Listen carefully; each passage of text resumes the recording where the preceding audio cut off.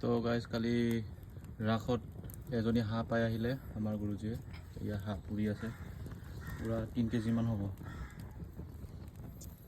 3 KG হ'ব নেকি? আপোনালোকে হাঁহ খাই কেনেকুৱা লাগে জনাব। এইফালে জহা কোমোৰা, এয়া পিঁয়াজ, নহৰু, আদা, জলকীয়া, আলু, এই জহা কোমোৰাৰ লগত এয়া হাঁহ, ৰাসত পোৱা হাঁহ। তেল হৈছে ন পুৰা? তেল ওলাব। কিয় ভিডিঅ' কৰি থকা এইবোৰ?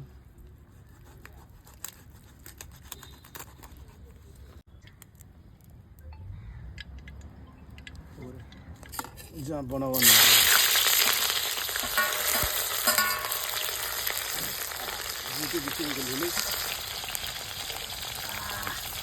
তামাম হৈ গ'ল।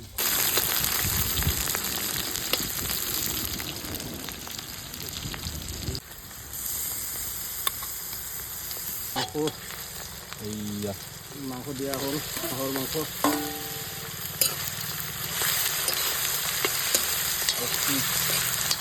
চবকে নিমন্ত্ৰণ জনালোঁ দেই, খাবলৈ আহি যাব।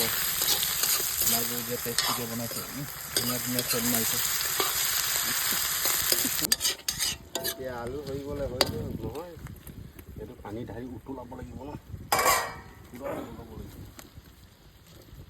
হাঁহ মাংস নাই, 6,000 টকাহে আছে। পৰা পাম দেই এতিয়া।